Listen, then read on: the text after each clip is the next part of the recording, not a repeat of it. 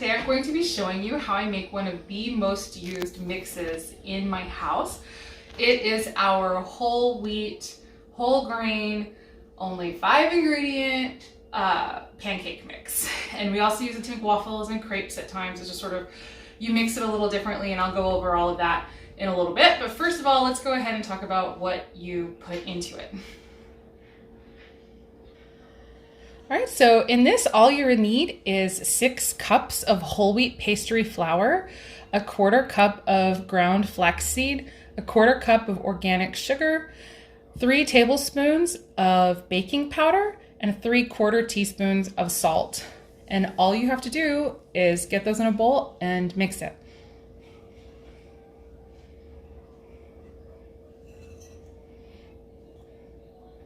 Okay, now it's time to mix the batter, and I'm making a batch of just plain pancakes. We're not adding anything this time, although I do make variations sometimes, but this right here is why I love this mix and how quick it is to get started to, you know, make breakfast or dinner, breakfast for dinner or whatever. It's just so fast, and that's my favorite thing about this mix.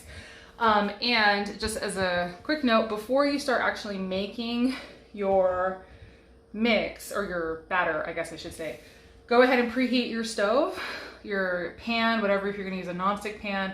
I use a well-seasoned cast iron pan. I'll talk about that when I get over there, but go ahead and start preheating your pan if it's like a big, thick cast iron, because this is so fast that needs to already be hot when you're done. So anyway, all right, let's go ahead and do the mix. So I don't have any actual proportions, and the reason is because every plant milk is different and will give you a different result. So this is just homemade cashew milk, and then the mix. So the way that I do it is I just get my little container that I mix in, and I just sort of pour and like eyeball and kind of estimate like how many pancakes, how many people am I serving. And you can kind of tell, like, you know, I fill it like halfway with just the mix if I'm making for everyone in the family.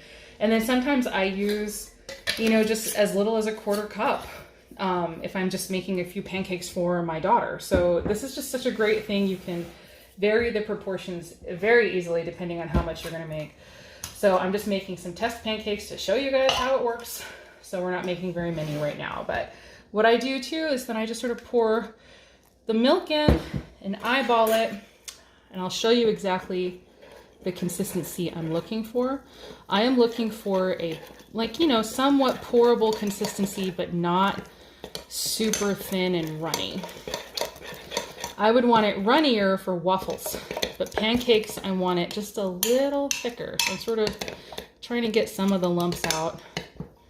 Let me see. That's, yeah, it's pretty good. It might be just a tad too thick still. So just a tiny bit more milk.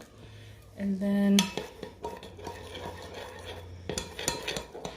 we'll see. And then I guess I'll make a separate video at some point showing you how to do the waffles, because it's just a slight difference in consistency, and that's all the difference there is. So that, yeah, that's really good pancake. So it's like running off, but it's not at all what I would call watery, you know? Hopefully that's clear enough, but that's what you're looking for. So obviously, like, if you're using coconut milk, it's going to be really thick. If you're using almond milk, you're going to need probably even less milk than this, because that's very thin. So you're just going to do it to the right consistency, and that is the reason I don't give measurements on the milk, because it just changes. So anyway, there we go. We'll go over to the stove and cook it up. For cooking, I like to use this little cookie spatula. It's my favorite because it's metal, and because I am using cast iron, I can do that. And it really gets under the pancake, and I don't have any problems with it sticking to the pan or falling apart. So if you're using a thicker kind of plastic spatula, I don't know, you'll have to play with it and see. You might need a little bit more oil or use a really nonstick pan. But you'll have to play with that and see how it goes for you. And then also to make the pancakes, these are not going to be large pancakes. I usually do 4 kind of very small pancakes at a time. I'm using like a gravy ladle, and that's what I use to dish the batter into the pan. But first of all, I will give a very light coating of oil.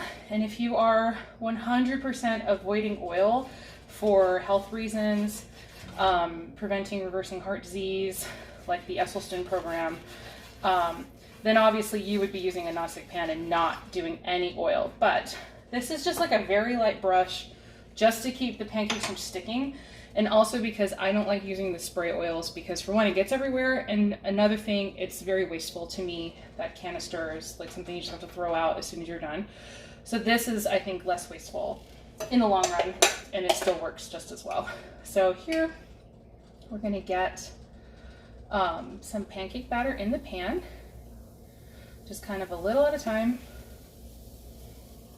You can see these are not very big pancakes, and they'll take a little while. They're gonna do the same thing that regular pancakes do. They'll start puffing up, getting bubbly, getting dry around the edges.